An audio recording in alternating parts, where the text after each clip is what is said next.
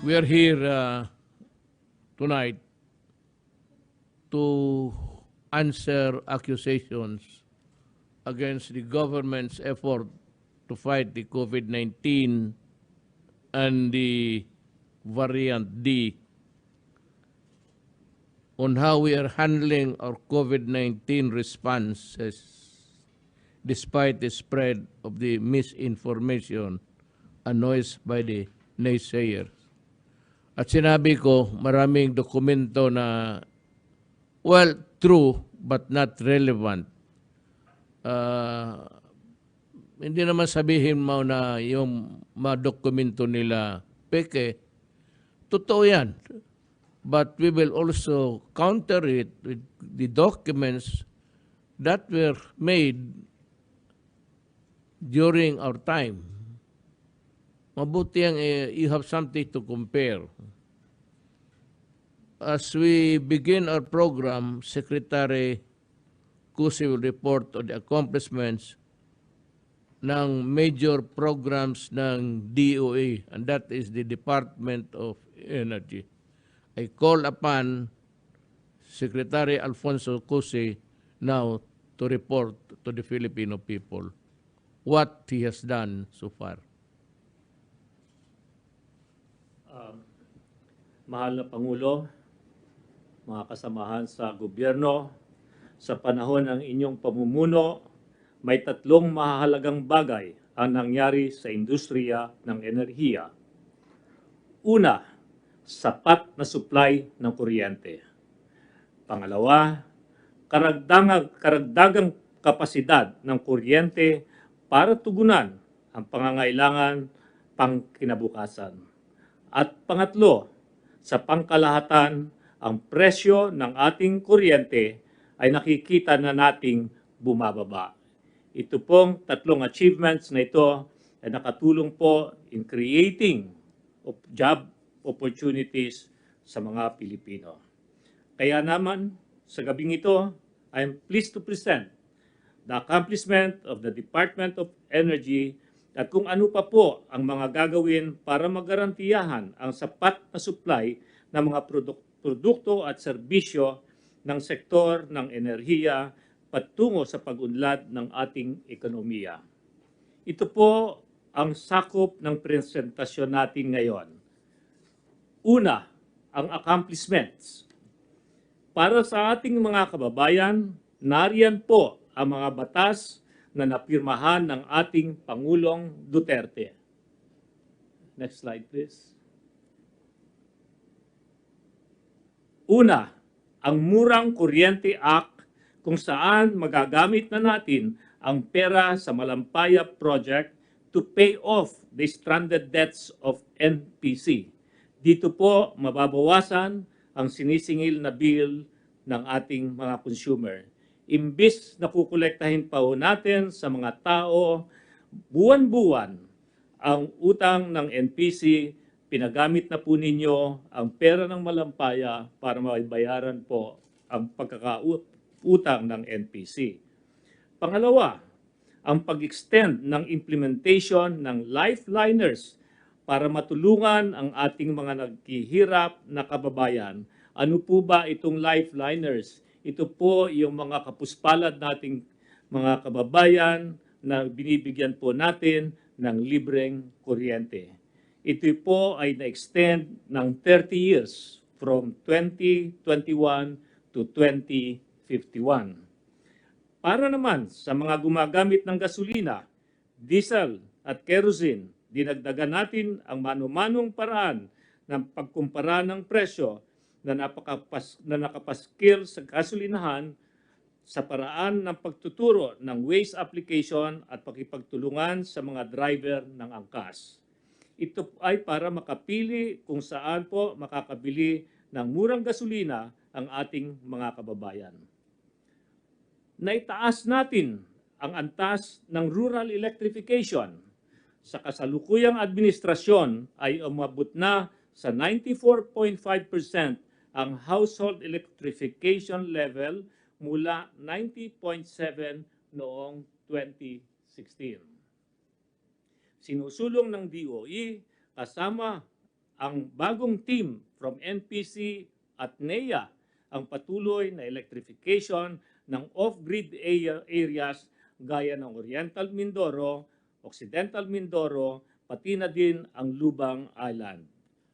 Ito po ay para ma-attain natin ang target na 100 electrification by 2022. Isa sa malaking batas na naipasa para sa consumers ay ang Energy Efficiency and Conservation Act. With your permission, Mahal na Pangulo, pakinggan po natin ang paliwanag ni Regine Tolentino at Paulo Bediones sa ating consumers. Dumarami na ang may abilidad. Para makatipid sa kuryente at gas. Imbis na incandescent, LED bulb ang ilaw. Binibiling appliances, mataas ang energy efficiency rating. Pag-auto, Yung matipid sa gas. Nagka-carpooling ang mga magkakakilala. renewable energy source, abilidad nating magkakuryente. We have the energy ability. For energy efficiency and security. Thank you. The DOE and the Energy family has been ranked by the NDRRMC as among the rapid responders in its restoration of energy services when we experience calamities. Ito po ay dahil sa implementasyon, energy resiliency policy kung saan pinahahandaan po ng buong energy family tuwing may kalamidad na nararanasan ang ating bansa. Ang DOE po ay may Task Force Energy Resiliency or TFER na na-activate. Parating pa lang ang bagyo ay ready na po ang TFER. Tuwing may kalamidad, kasama dito ang buong energy family at stakeholders. Katulad po ngayon, tagbagyo na naman po, naganda na po na naman ang mga taga-TFER para rumuspende. Para naman po sa pangangailangan ng kuryente sa nakaraan at hinaharap. Next slide, please. Ang nadagdag na capacity ng kuryente mula 2016 ay 4,863 megawatts o tumaas po ng 23% mula 21,424 megawatts to 26,287 megawatts sa taong 2020. Kahit tumaas ang supply, bumaba naman ang paggamit ng kuryente ng 4% noong 2020 kung ikukumpara noong 2019. Ito po ay epekto ng COVID-19. Bagamat ganyan, patuloy pa rin po ang pag-construct natin ng power plants dahil sa inaasahang paglakas ng ating ekonomiya. We are expecting an additional capacity of 7,712 megawatts from 2021 to 2027. Noong 2020, nagpahayag ang kagawaran ng moratorium on coal projects tungo sa pagsulong ng renewable energy. Para din masiguro na meron pa tayong dagdag na supply kasama na ang reserba o ancillary services, nakatala din po ang mga power plants na dapat magkaroon ng financial closing para masimulan na ang pag-construct. Overall po, magdadagdag ng capacity by around 30 megawatts from 2021 to 2032. The May 31 to June 2 outages in Luzon were unfortunate. Nakaranas ang ibang areas ng mga 2 oras na brownout. This is the worst incident na naranasan natin in my tenure as DOE Secretary. Para maiwasan ito, siniguro namin po na sumunod ang mga generators and NGCP, ang mga distribution utilities sa mga polisiya at plano ng pamahalaan. Ano po ang mahalagang polisiya na dapat pinatutupad natin? Una, Inatasan natin ang System Operator, NGCP, ang pagkontrata ng sapat na firm reserves or ancillary services para ma-stabilize ang grid at maiwasan ang mga red and yellow alerts. Pangalawa, inatasan natin ang mga industry players na sumunod sa grid operation and maintenance policy para di magsabay-sabay ang maintenance ng power plants at manisiguro natin na hindi magkukulang ang kuryente lalo na sa panahon ng tag-init. At sinisiguro ng DOE na ang transmission line ay available at reliable para dumaloy ng maayos ang kuryente. Pangatlo, pinasisimulan na rin natin ang Green Energy Auction Program na gagawin ng DOE at ERC. Importante ito para madagdagan ang porsyento ang renewable energy sa ating energy mix. Makakadagdag ito ng mga 2,000 megawatts sa ating energy mix. At pang-apat, sinisiguro ng DOE ang pagkontrata ng distribution utilities tulad ng Meralco at electric cooperatives ng power supply na gamit ang competitive selection process or CSP. Allow me to illustrate the value of CSP para sa mga consumers. In the case of Meralco, the power supply agreement resulting from the 2019 competitive selection process or CSP were implemented beginning 2020. Ang resulta po ay bumaba ang average generation charge sa taong 2020 sa halagang 4 pesos and 38 centavos per kilowatt hour o 16% kung ikukumpara sa 5 pesos and 22 centavos per kilowatt hours noong 2019. This was equivalent to consumer savings of around 8.4 billion annually. And we expect the rates to further decrease as we implement the new supply contracts that will be bidded using the CSP rules. Ang compliance po, next slide please. Next one please. Next one please. This one. Ang compliance po ng pribadong sektor sa mga pulisiya ang siyaring susi para makasiguro na may enough supply tayo sa darating na halalan at wala tayong ma-experience na yellow alerts or pangamba ng kawalan ng kuryente.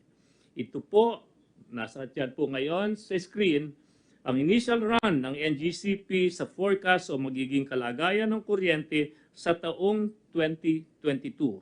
At makikita natin sa initial forecast na ito na sapat ang supply, walang yellow alert. Kita po ninyo, walang bumababang green bar doon sa yellow line at wala rin pong power interruption dahil sa supply. Para matupad ito, inatasan natin ang energy family to organize and ensure that this forecast is maintained or is improved in plotting the varying scenarios which include the scenarios affecting supply like the natural gas restriction, forced outages, maintenance adjustment of power plants, and scenarios affecting the demand like the interruptible load program and energy efficiency. Mayor, mahal na Pangulo, sa madaling salita, ginagawa po lahat natin upang masiguro na may enough supply tayo ng kuryente sa darating na halalan sa 2022 and beyond. Dahil sa pangangailangan, next slide please. Dahil sa pangangailangan na mag-develop ng alternative source of fuel dahil sa anticipated na depletion ng malampaya, natural gas, kung saan nagsusupply siya ng mga 3,250 megawatt mula noong 2017, without much fanfare, Mayor, matagal na pinaghandaan ang pagtatayo ng LNG facilities sa ating bansa. Next slide, please. Dito po, nakatulong po ang partnership natin sa Japan na isinulong ninyo po at Japan Prime Minister Abe. Ito po ay nagbunga ng partnership ng mga pribadong sektor sa pagdevelop ng liquefied natural gas facilities. Ito po ay laging nare-report during the regular meetings of the Philippine-Japan High-Level Joint Committee Meeting on Infrastructure Development and Economic Cooperation. At magandang balita po, Mayor, Mr. President, ang development ng LNG mula sa partnership po ng AGNP at Osaka Gas ay maaaring magsimula ng commercial operation by second quarter of 2022. At ang partnership naman po ng first gen ay maaaring, ang Tokyo Gas is due for commercial operation by the third quarter of 2022. Next slide, please. Isa sa mandato ng kagawaran ay siguraduhin ang long-term energy security para sa ating bansa. Maliban sa LNG, patuloy ding isinusulong ang exploration ng ating indigenous resources gaya ng gas at oil sa West Philippine Sea. At sa inyong pag-uutos, na-lift po ang moratorium sa 5 service contracts at nag-recommend na po ang ahensya ng award ng 4 pang service contracts for exploration at West Philippine Sea. Ang nuclear energy ay masusi ding pinag-aaralan ng DOE. Noong December 2020, nagsumite na ang ulat sa Pangulo ang Nuclear Energy Program Interagency Committee para sa realization of the Philippine Nuclear Energy Program. Inaasahan po nating maging bahagi ng energy mix ang nuclear energy for energy security. Maliban dito, tinitingnan din ang potential ng hydrogen which is considered as the fuel of the future. Meron po tayong ongoing studies with Australia and Japan. Bilang tugon sa COVID-19, narito naman po ang mga ginawa ng inyong sektor para makatulong sa pagresponde ng ating gobyerno. Next slide, please. Ang buong energy family po ay nag-contribute ng halos 13 billion pesos mula sa remittances, reallocation of budget, at discontinuance ng programs, activities, and projects. Ang DOE po naman ay in-offer back sa DBM ang 212 million ng aming 2020 budget. Inilunsad din po ng Departamento ang Bayanihan 24/7 Energy Services Hotline upang tugunan ang mga hinaing, reklamo at pangangailangan ng ating mga consumer. Naglabas din po kami ng mga pulisiya at advisory upang magarantiya na tuloy-tuloy ang supply ng enerhiya sa ating bansa. Kaya mapapansin po ninyo, hindi po tayo nagkaroon ng mga problem of supply sa atin pong even the remotest areas in the country.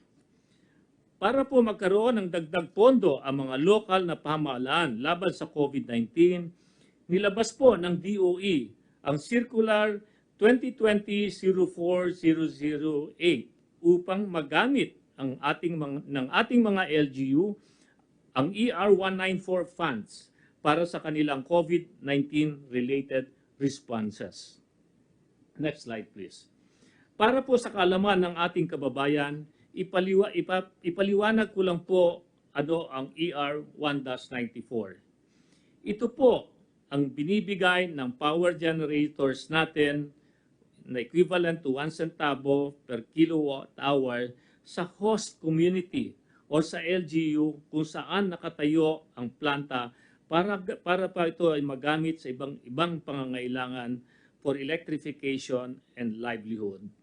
Dati-rati po, dumadaan po ito sa DOE at pag-assume po ng administrasyong ito, may mga 8.1 billion pesos na ipon sa ahensya. Binago po natin ito para mapabilis ang paggamit ng LGU ng pera. Diretso na ang pagbibigay sa LGU pero subject pa rin po sa close monitoring ng DOE at mga ibang ahensya. para mapabilis ang pagbibigay ng tulong sa mga LGUs. Dati-rati po sa DOE muna, tapos i-release po sa LGU. Napakahaba po ng bureaucracy, kaya nagkaroon po ng stranded fund na mga 8.1 billion. Na bago po na yung policy na yan, diretso na po sa LGU. Nilabas ang DC noong April 2020. Sa kabuuan po, nasa 4.6 billion na ang nailipat sa mga host LGU upang magamit nila laban sa COVID-19. The repurposed ER-194 funds were used by LGUs to purchase relief goods and medical supplies, of testing kits, and the establishment of COVID-19 testing labs. For example po, Batangas province alone received 530 million from ER-1-94. At mga halimbawa po, mahal na Pangulo, next slide please. Ito po ang ilang halimbawa po na pinagagamitan ng funds na ito. Katulad po sa Nabotas, nagtayo po ng Barangay NBBN, recently inaugurated its new isolation center para sa COVID-19 patients.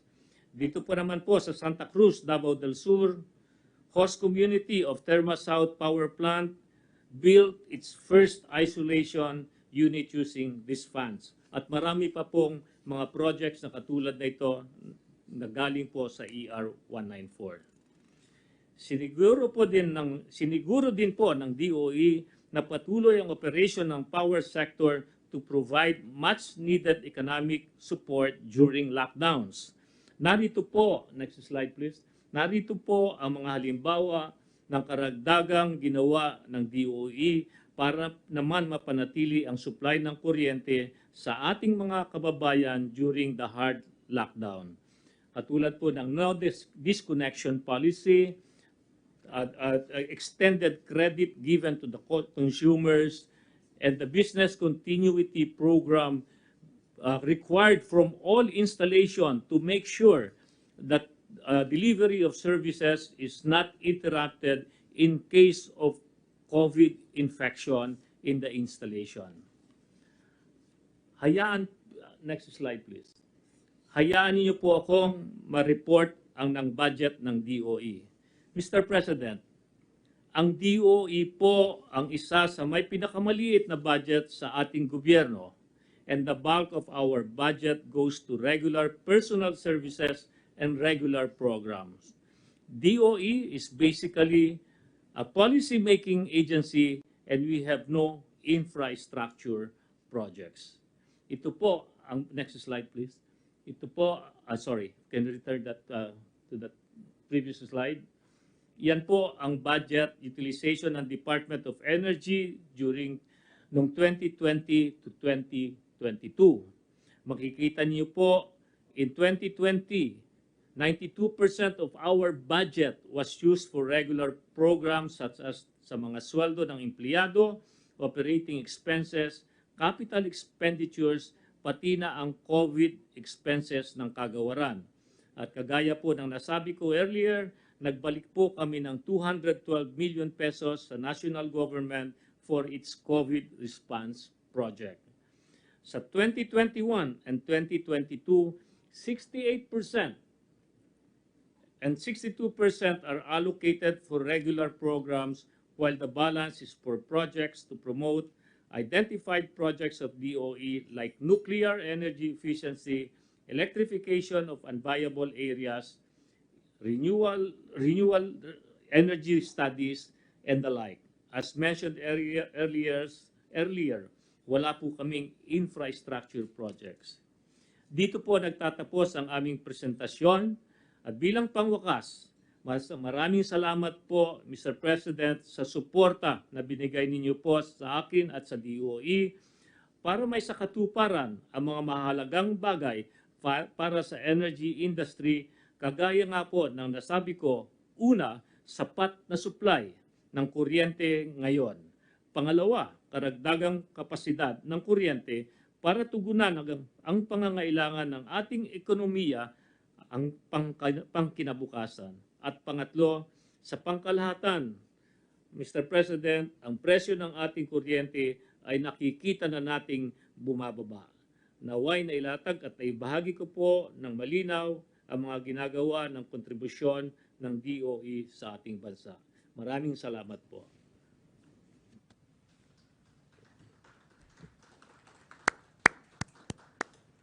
Maraming salamat, Secretary Cusi, for a good presentation of actually what is happening in your department. Ang gusto ko po, yung report na hindi dinagdagan, wala namang kulang. Just report what is really on the ground and what is happening. And I commend you for doing it sa presentation ngayong gabi. Now, the Philippines has breached the 12 million mark in COVID cases. 2 million. 2 million mark. Kaya, medyo, yung ganun karami po ang tinamaan ng COVID. However, ang konsuelo natin is that 1.8 million of these have recovered. So meron na lang 200 na wala. And that is a very good reflection of what our health people are doing. And I would like also to commend Secretary Doki for that. On the updates of the vaccine administered and arrivals, on the brighter side, we now have more than 33 million vaccine doses administered, 14 million of which have completed their 2 doses. So, we have administered or vaccinated 33 million, and yung 14 million dyan, yung second dose nila. Yung pangalawang jab na kailangan makumpleto nila. On September, we're expecting vaccines to arrive at around 25 million ang dadating. Yan ang ating binibili sa labas, at yan ang trabaho ni Secretary Galvez. He is in charge of that.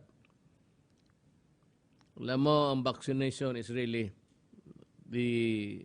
what we can offer you to fight COVID. Walang iba. There's no other defense against the microbe. Kung hindi pa kayo nakapag-second dose ninyo, second vaccine, kindly get it as fast as you can. Nandiyan naman yung bakuna. And for those who would need the second vaccination, kindly do it also in a hurry. Now, itong importante ito kasi parang hindi tayo nagkaintindihan dito ng mga oposisyon. The major issues in the purchase of face masks made by the procurement service of the Department of Budget Management. Were the purchases of masks overpriced? Yun ang tanong. Ang sagot is no, they are not. PSDBM procured the surgical masks below the DOTH DTI suggested retail prices during that time. Mas mababa sa suggested prices ng DOH pati DTI. And where there was a high demand for the same, it is not accurate to compare the purchase price of surgical masks at the height of COVID-19 and during the period when the supply of surgical masks began to stabilize.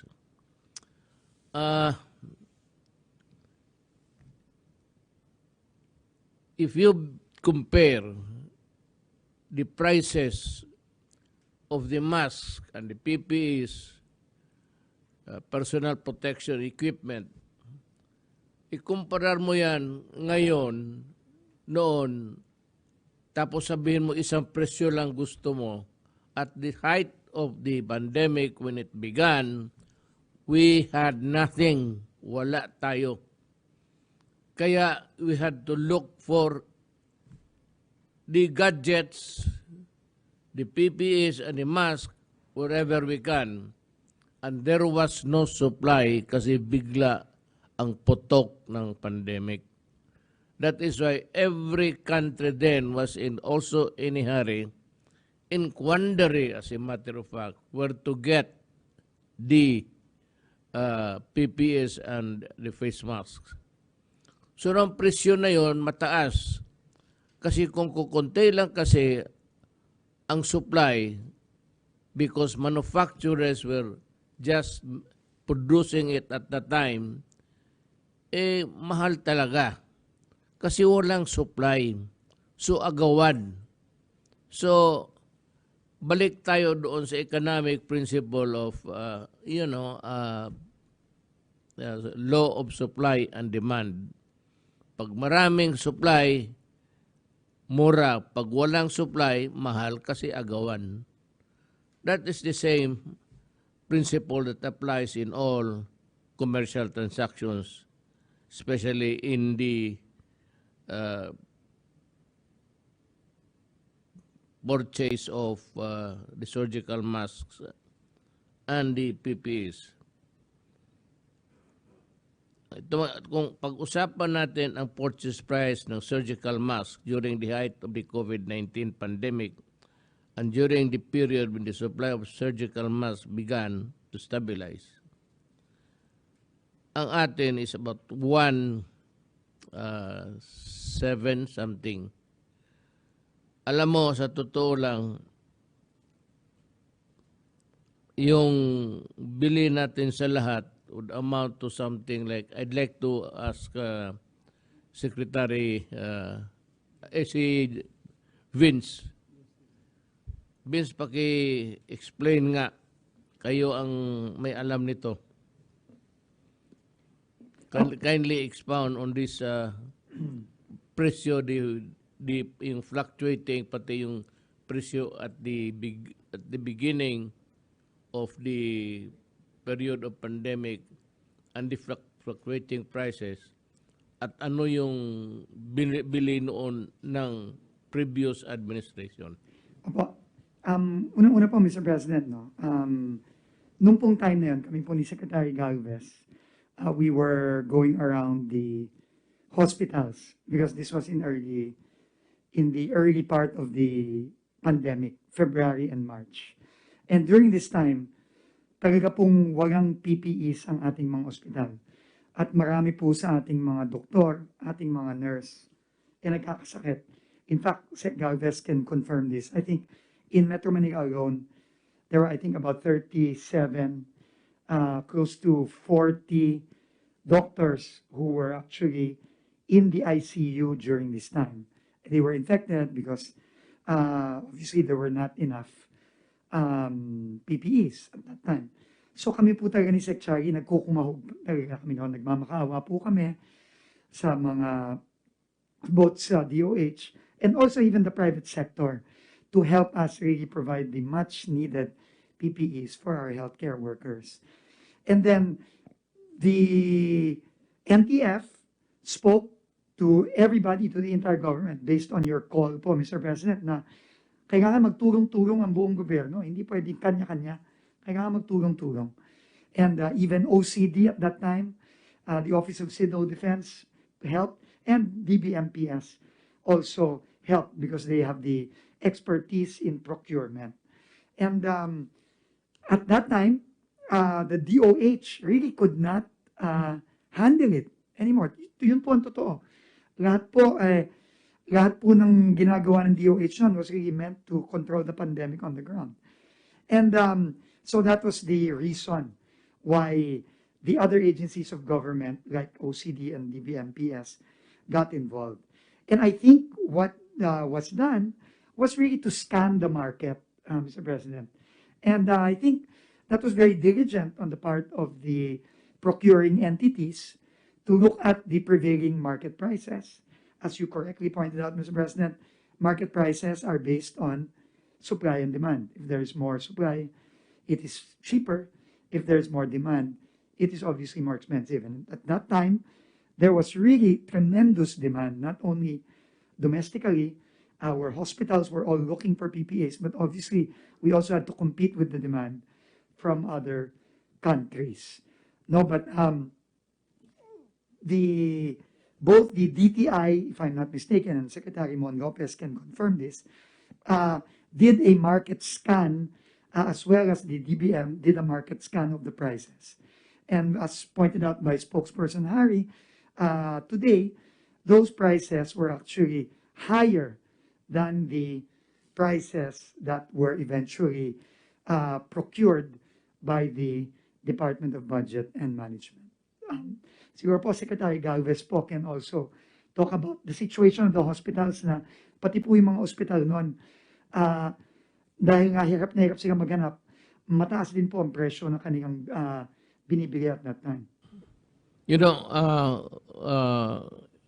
we would like to just inform again. I will repeat this to the public because it is very important. The Aquino government bought PPE is at 3,500 pesos. Way more expensive than the ones we bought at 1,019 tayo. That is our what we have ang ano ng fluctuations was in 2015 ang fluctuations was to 3,800 in 2016. Ngayon makita natin mas mataas ito yung nasa ano pala.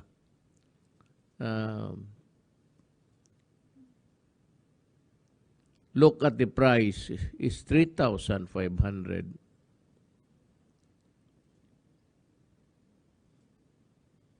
Yung atin is 1,900.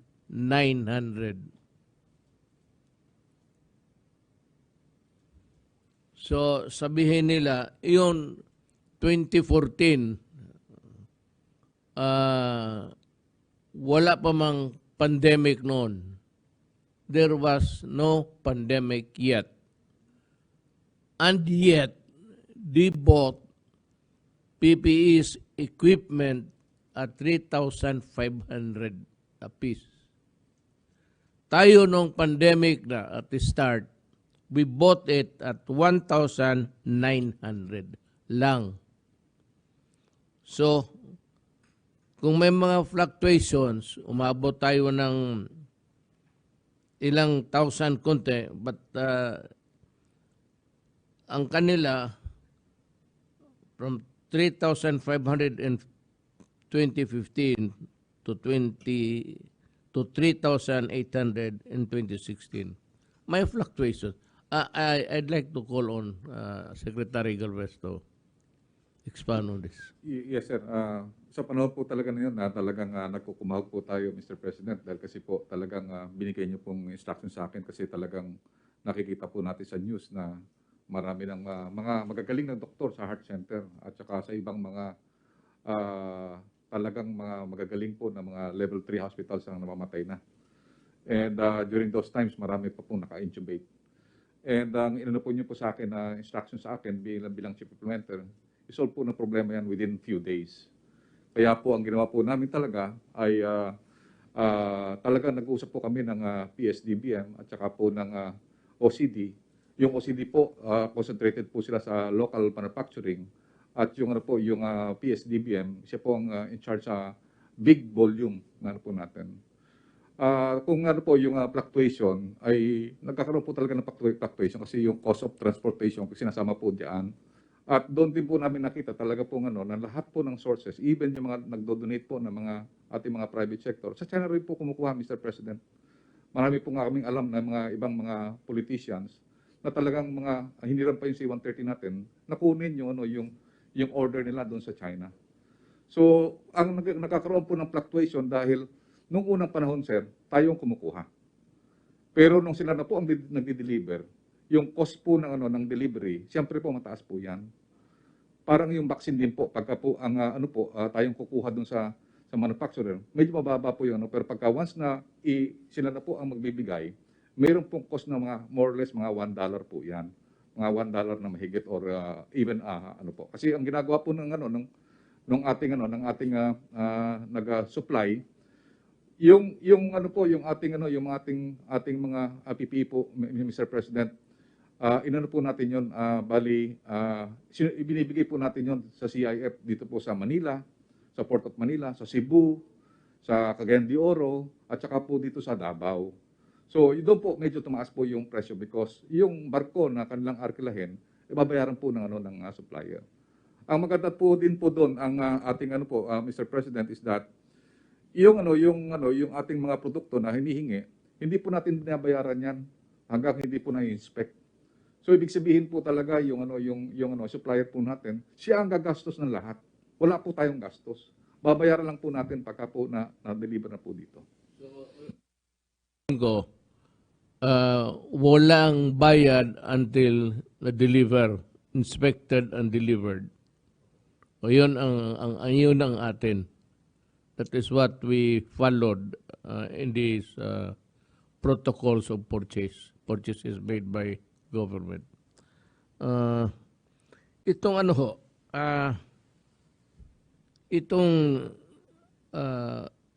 Kung sinunod ba ng gobyerno yung mga patakaran ng rules of emergency procurement in this purchase. Harry? Sir, opo. Well, sa 9184 po, meron po talagang provision na kapag emergency, po pwedeng hindi po susunod dun sa public bidding. Pero nagkaroon po tayo ng lex specialist na tinatawag na yung Bayanihan 1 na binigyan po ang presidente ng kapangyarihan na bumili ng wala pong bidding. Pero maski wala na pong bidding, ang ginawa mo ng PSDBM, kumuha po sila ng mga price quotes sa iba't ibang mga supplier. At doon po nila nakita na ang pinakamababa nga po ay 1,950 ang bid. At bagamat ang gusto initially ng supplier magkaroon ng 30% down, nag-insist po ang PSDBM dahil agawan nga po ng PPE sa mga panahon na yon na pinakamababa ng presyo ng 1,950 at babayaran lang yan kung nakarating na sa Pilipinas at pumasa sa testing. So, Mr. Mayor, meron po talagang 4 hanggang 5 quotes ang PSDBM bago po niya kinontrata yung nanalo po sa, hindi po bidding ang tawag doon, kung hindi yung sa mga price quotes na sinubmit na pinakamababa. So yung sinasabi po nila na marami raw depekto, na maliit lang daw po yung authorized capital stock at saka yung paid up at saka may criminal record ang mga stockholders. Well, unang-una po, ito po'y hindi dumaan sa 9184. So wala po talaga tayong two-envelope system na yung una, titignan muna natin kung merong grounds for disqualification sa bidder bago bubuksan yung financial bid itself. Wala pong ganun. Hindi nga po obliged ang PSDBM na kumuha ng mga price quotes, pero para nga po makakuha tayo ng pinakamagandang terms and conditions, kumuha pa po ng price quote. At yan nga po ang nadiscover nila na ito ang pinakamababa. At wala naman pong danyos na maliit ang paid up kasi nga po hindi nabayaran kung hindi dumating. So kung talagang wala pong kakayahan yung kumpanyang yon, siya po nag-finance ng buong import. Hindi po yan dumaan na hindi po tayo nagbigay ng kahit anong down payment dyan. No? So ibig sabihin lang po niyan, baliwala yung maliit na paid up capital. Pero ulitin ko lang po, sinasabi ko po kasi na isang senador na hindi raw nasunod yung RA 9184, talagang hindi po nasunod kasi pinasa naman po nila sa Kongreso mismo kasama ng Senado yung Bayanihan 1 na nagbibigay ng kapangyarihan na to do away with the bidding under 9184 and to resort to expedited purchases. Thank you. Nauna ito pero isabihin ko na lang. Sabi ni Cardinal Sin nung buhay pa, if Satan appears to me and gives me money, I will accept the money and spend it all for the poor. It is not the practice of the church to ask donors where the donations come from. Our duty is to make sure that all donations go to the poor. The devil remains my enemy, but I will use his resources to feed the poor. Ganito yung sitwasyon natin na sabi ko nga sa una ko, get it whether you use itong bidding or not. But I'm sure I said there is a law na wag mo nang i-bidding, bilihin mo na kaagad.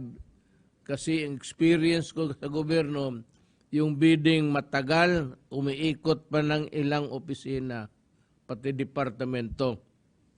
So that is what happened here.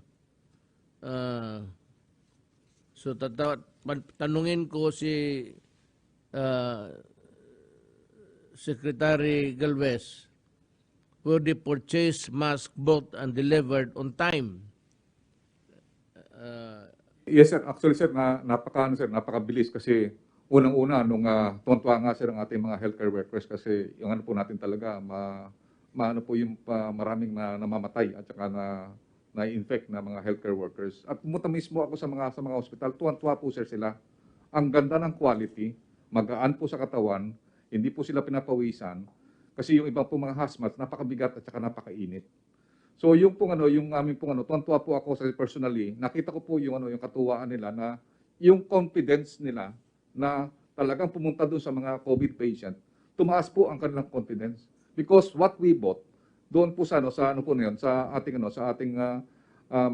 mga PPE ay nandoon po sa quality. At saka marami pong direktor na mga pumunta po sa akin, Mr. President.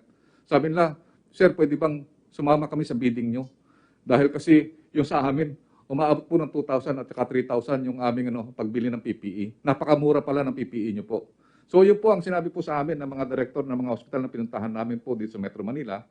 At ako po natuwa, Mr. President, dahil naibigay po natin kaagad at nasalba po natin ang buhay ng ating mga healthcare workers. Especially po yung mga specialist natin na karamihan po na mga namatay, yun po ang nakita po natin na talagang nung panahon na nabigay po natin kaagad po yun, yung PPE, ay nasalba po natin karamihan po yung mga ating mga espesyalista po na magagaling na mga surgeon.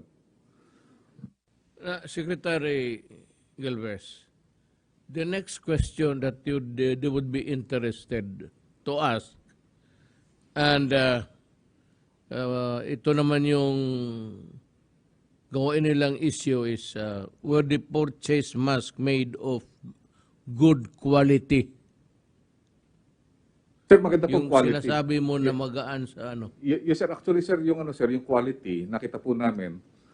Yung sinasabi po ng ibang mga senador na 940 po ang PPE. Yung po lang po yun, parang tilang overall.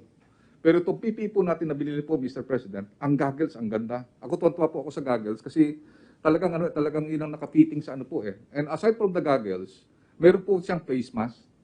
And at the same time, yung kanyang yung quality niya, meron po siyang tinatawag na heat shield.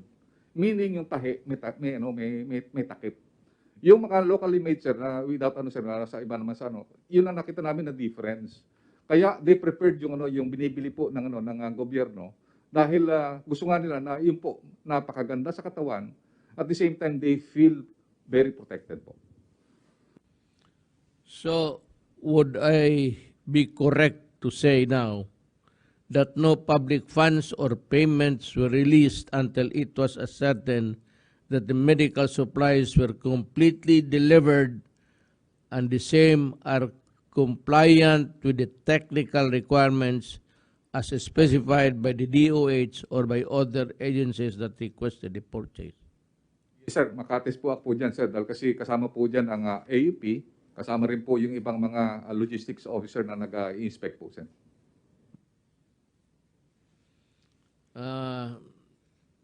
Dito tayo sa kay Gordon. Marami siyang tanong at sasagutin natin. But I would like to say something. Gordon, are you really investigation in aid of legislation or in aid of your personal political interest? I heard that you want to run for vice president next year. And you are trying to impress the opposition that they would consider you. Totoo ba ito, Secretary Gordon? Alam mo, tatakbo rin ako. Kung mag-usap lang tayo, pwede namang ikaw ang maging vice president kung karapat-dapat ka. So, I would know if you talk to me about your political plans, lalo ng vice presidency. Ako naman nag-announce na. Kung interesado ka, makipag-usap ka. At tingnan natin kung karapat-dapat ka ba. But ganito kasi ang problema ko kay Gordon eh. But having a senator at the helm, especially like you, even if the Supreme Court ruled that it is not against the Constitution if you hold the position of Red Cross, I think is unethical. And we have revealed why. Alam mo kasi, if the Red Cross is also a government agency, tapos member ka ng Congress, tumatakbo ka rin at nanalo ka, and you're holding the Red Cross, you're the top honso there, and being a senator, and at the same time, medyo malabo ata yung ginagawa mo. So, pag nagkamali ako, Senator Gordon, if I am wrong, which is a possibility also of a wrong interpretation, paki-clear lang nitong of you holding to government agencies.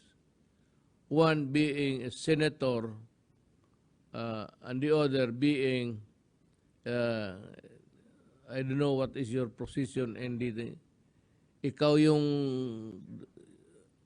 chairman sa Red Cross for a long time. You know, let me just also add something. As far as I can remember, even before I entered politics, Gordon, hinawakan mo na yung Red Cross and you control the agency like the way you control everything. You are so bossy, and I think that the true work of the Red Cross is not reflected in your actuations. Ito pang isa, Red Cross is to be a non-profit organization. But amid the onset of pandemic, Red Cross, under you, charged testing at astronomical rate for around 4,000 pesos, 4,700 pesos a piece without any discount for senior citizens or persons with disabilities. Is this not a clear violation of the expanded Senior Citizens Act? Pakisagot lang nito. Kasi it is a violation of law to deprive the senior citizens and persons with disabilities of lower prices in consideration of their present situation.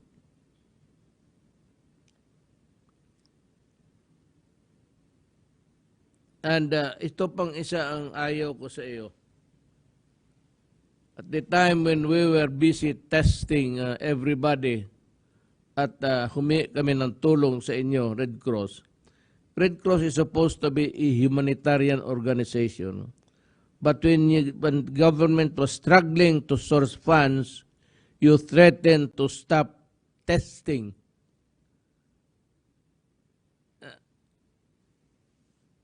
I'd like to ask the Filipino people, napansin ba nito ninyo noon? Nagalit siya at sabi niya kung hindi magbayad ang gobyerno, he threatened that he will stop the testing. Alam mo, I really do not know, but I cannot see the rationale of your statement na you threaten government with something which ought to be done by you, irrespective of whether or not may pera ba o wala. Because in this kind of situations or transactions with government, foremost is really the fact that everybody wants to help. And now you are even having plans of selling vaccines and said charging 3,500 pesos per shot is just fair. Moderna vaccines cost $51 or roughly about 2,500 pesos. What is the extra 1,000 for? And for whom?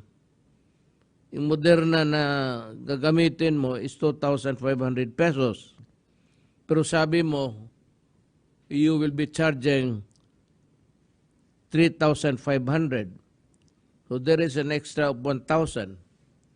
Anong gamitin mo nito in the light of the pandemic in situation in the Philippines? Is this a fair move of yours during the time of when the Philippines is suffering from, just like other nations, the effects of pandemic?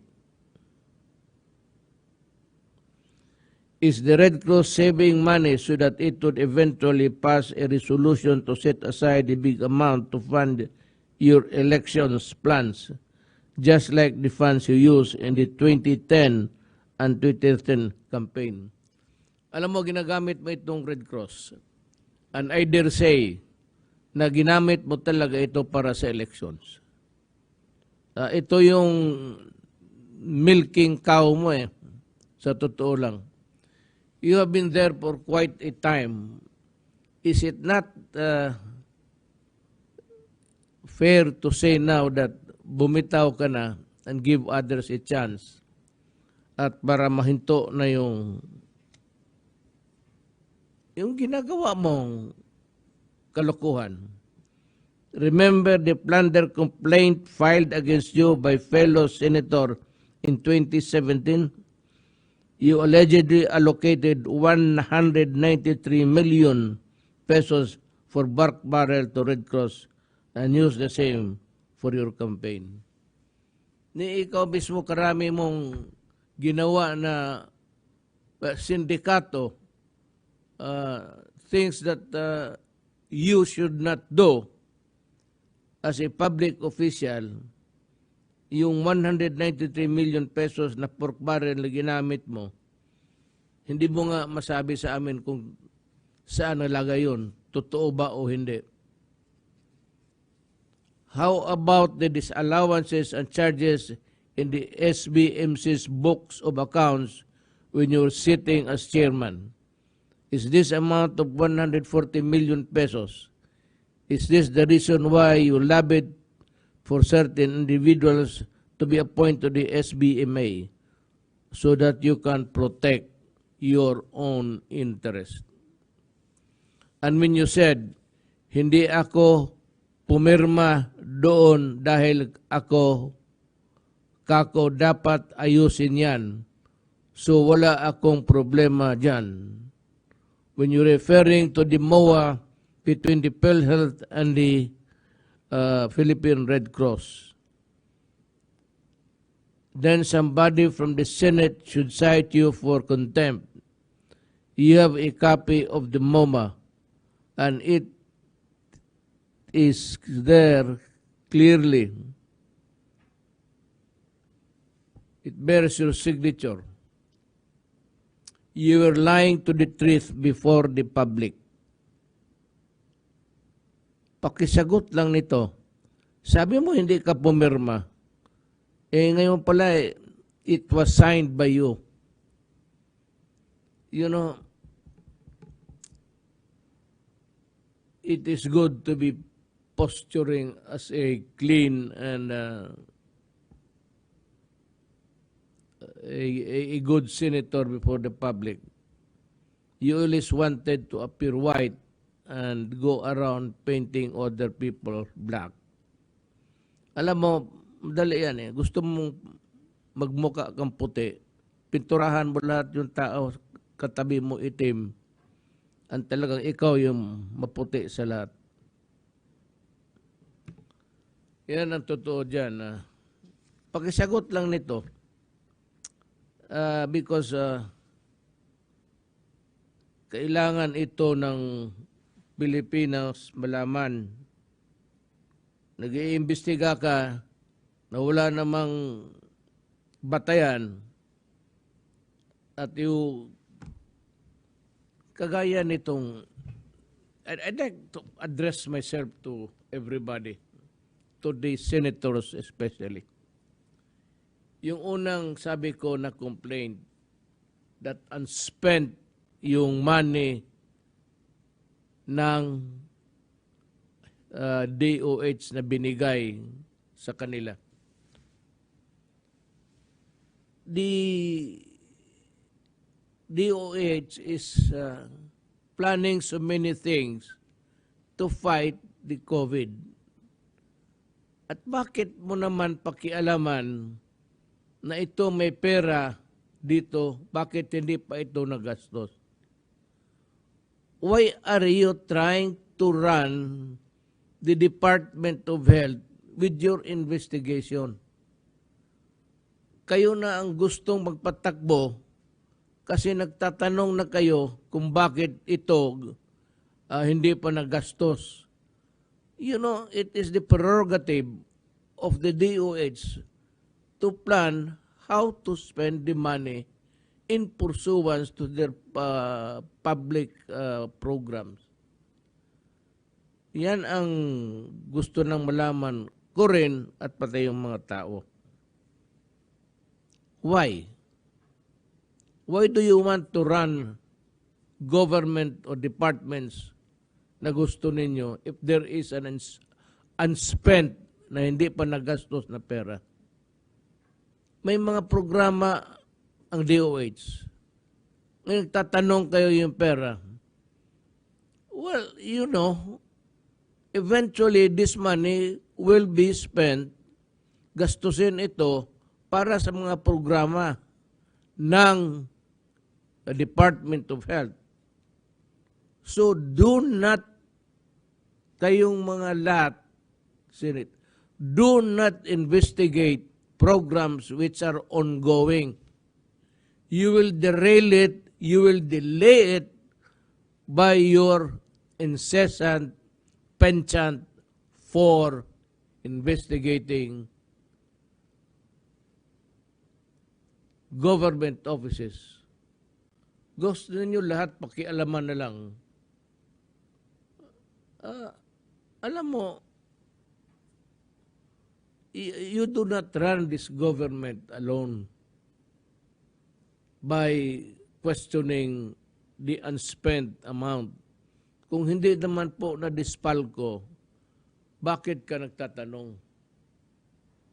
If the money is there, it is unspent, nobody is stealing it, it is there, and the department has so many programs. Hindi lang ang department, takot ako, baka hindi lang Department of Health ang pakialaman ninyo. Department, DILG, Department of Health, and the continuing, ninyo, pinapakialaman ninyo si Secretary Galvez. You're trying to muddle up everything by questioning every time how or why you spent the money. The guy is simply trying to even explain to you in every opportunity, whether it be is a program of government or whether it is really a forum of sponsored by government such as this. This is part of a cabinet meeting. Hindi lang tinatawag yung ibang membro ng kabinete simply because it is not a thing that would concern them. Pero itong mga, when we talk about COVID, it has to be the DOH and Secretary Galvez. And if you keep on hammering all of these things that they are doing, and the money that were spent and the money that were not, why don't you just wait until they have completed the project or until the project is terminated? Ganon sana ang gawin ninyo. Pakiusap lang, por respeto. Well, kayo antiga, kayo yung palaging nag-iimbestiga. I hope that someday we will have also a time to question your actuations. And we will start with you. Hindi naman kayo lahat dyan malinis. But you are the one making a noise that is just really a noise for no purpose at all but to create a noise. Then kindly answer the questions that we pose today. With that, we would magpapasalamat kami sa iyo kung masagot mo yan. But you know, I repeat, for the longest time, you are the one holding the reins of the Red Cross. Noon pa marami nang nagtatanong, and everybody would always be surprised because you have the ready answer and you are controlling even the money of the Red Cross. At ang pinakamabaho ang nakita ko sa iyo is when you threaten to stop testing. Anak ka ng ikaw, di mo maintindihan. Ulitin ko. Yung ginawa mo, you threaten government that you will stop. You stop testing people so that they will die just because you are not paid. And the money that you have accumulated all these years would run into billions. At ang gusto kong makita yung audit talaga ng totoo ng Red Cross. And maybe I will demand, the Executive Department will demand that we be furnished a copies of your audit taken by COA, and COA to give us the copy so that we can review also what you have audited at tingnan ba namin kung tama o hindi. Mas mabuti na yung ganon. Let us be open to everybody. You open your books and I open mine and you can read all what is entered there, and I also examine what you have done so that it will be a fair scheme for everybody. Yan lang ang gusto ko tanungin. Kasi ito si Gordon nagmamalinis eh. Akala mo walang ginawang plenty. We will start also with your record as a public official. Plenty. Yang Red Cross na yan,